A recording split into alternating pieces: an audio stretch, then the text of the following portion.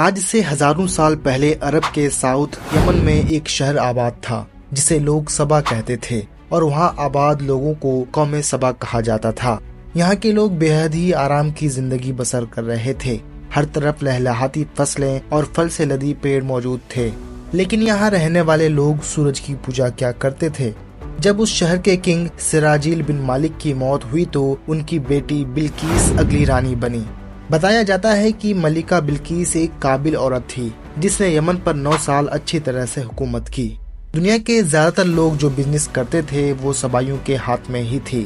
یہی وجہ تھی کہ یہ حکومت کافی امیر ہوا کرتی تھی، مگر یہ وہ ٹائم تھا جب ایسٹ سے ویسٹ تک بہت بڑے طاقتور بادشاہ کی حکومت تھی، جسے ہسٹری میں سلیمان ابن داؤد کے نام سے جانا جاتا ہے، جو کہ ایک پروفیٹ ہیں۔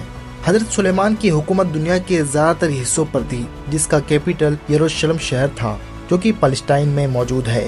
قرآن میں لکھا ہے کہ دنیا کی ہر چیز پر ان کی حکومت تھی، جس میں جن، پیڑ، پودے، ہوا، پانی، مٹی سبھی شامل تھے۔ ایک بار حضرت سلیمان علیہ السلام نے دربار لگایا تو وہاں سبھی موجود تھے، لیکن ان کا ایک چہیتا چڑیا ہدہد غائب تھا۔ تو انہوں نے کہا کہ ہدہد کہاں ہے؟ دربار میں بات ہی ہو رہی تھی کہ وہاں ہدہد آ پہنچا۔ پوچھا گیا تم کہاں تھے؟ تو ہدہد نے بڑے احترام سے بولا، اے پیغمبر، میں اڑتے اڑتے ایک ایسے ملک میں پہنچ گیا جہاں لوگ آگ اور سورج کی پوجا کیا کرتے ہیں، اور وہاں ان لوگوں کی رانی ہے جس کا نام بلقیس ہے۔ وہ ایک بڑے قیمتی تخت پہ بیٹھ کر حکومت کرتی ہے۔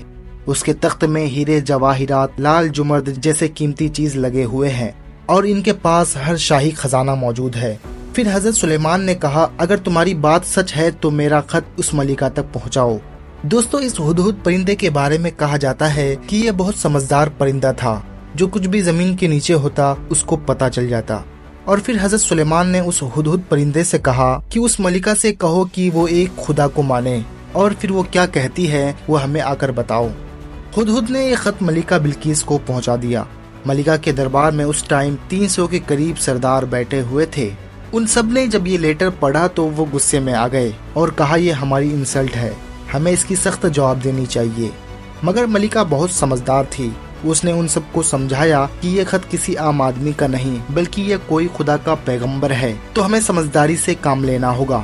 پھر اس نے کہا کہ میں سلیمان علیہ السلام کو ایک تحفہ بھیجتی ہوں، اگر انہوں نے قبول کر لیا تو وہ بادشاہ ہیں اور میں ان سے جنگ کروں گی، لیکن اگر انہوں نے تحفہ قبول نہ کیا تو میں ان کی بات مان لوں گی، کیونکہ وہ ایک پروفیٹ ہیں۔ ہدہد یہ ساری بات سن رہا تھا، پھر یہ ساری بات حضرت سلیمان تک پہنچا دی۔ حضرت سلیمان علیہ السلام نے سارے جنات کو حکم دیا کہ شہر میں داخل ہونے والے راستے پر سونے چاندی کی اینٹوں کا فرش بچھایا جائے، راستے کے دونوں طرف عجیب و غریب جانوروں کو کھڑا کر دیا جائے، اور محل کے سارے بستر کرسی سونے کے بنا دیا جائے، ساتھ ہی دربار کو ہیرے موتی سے سجا دیا جائے۔ ادھر ملکہ بلقیس نے سلیمان علیہ السلام کے لیے تحفے روانہ کر دیے، جن میں سونے، جواہرات، غلام، کنیز اور ملکہ کا ایک خط بھی تھا۔ جب یہ سارے تحفے قاصد کے دوارا بھیجا گیا تو سلیمان علیہ السلام یہ دیکھ کر شرمندہ ہوئے، اور قاصد سے کہنے لگے کہ تم لوگ مجھے مال و زر سے مدد کرنا چاہتے ہو، اور دیکھ لو جو کچھ خدا نے مجھے دیا ہے وہ تمہارے تحفے سے بھی زیادہ ہے، اس لیے تمہارا تحفہ تمہیں مبارک ہو، اور تم اپنے تحفوں کے ساتھ واپس جاؤ اور ملکہ سے کہنا کہ ہمارا انتظار کرے، ہم ایک بڑے لشکر کے ساتھ آئیں گے۔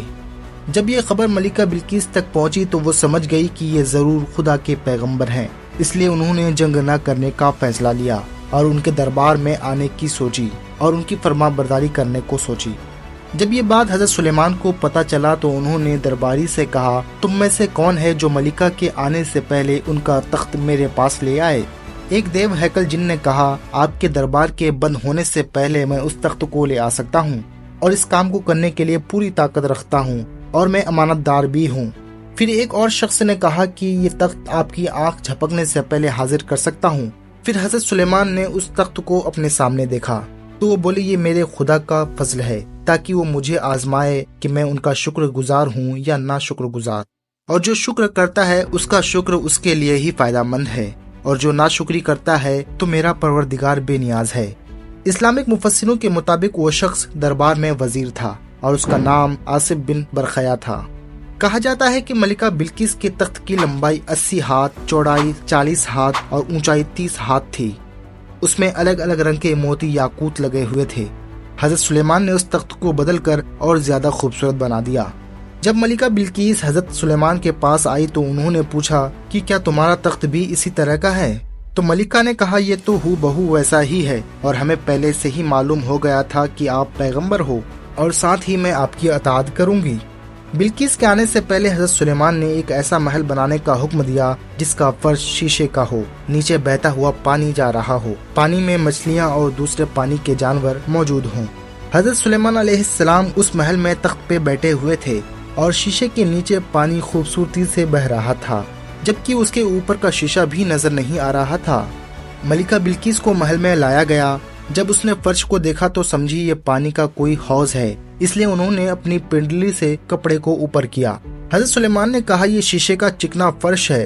تب وہ شرمندہ ہوئی اور بولی اے میرے خدا، میں اپنے آپ پر سورج کی پوجا کر کے ظلم کرتی آ رہی ہوں، اور اب میں حضرت سلیمان کے ساتھ آپ کی فرما برداری کرتی رہوں گی۔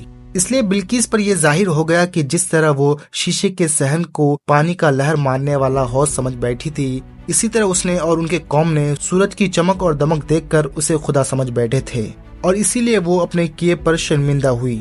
کئی مفسروں نے لکھا ہے کہ ملکہ بلقیس حضرت سلیمان سے شادی کر لی تھی، اور کچھ نے لکھا ہے کہ ملکہ بلقیس وہاں سے یمن واپس ہو گئی اور حضرت سلیمان نے وہاں ان کے لیے 3 بڑے محل تیار کروائے تھے۔ دوستو، امید کرتا ہوں آج کی یہ ویڈیو پسند آئی ہوگی۔ اگر کچھ نیا جاننے کو ملا ہوگا تو ہمیں کمنٹ کر کے ضرور بتائیے گا۔ ملتے ایک نئی ویڈیو کے ساتھ۔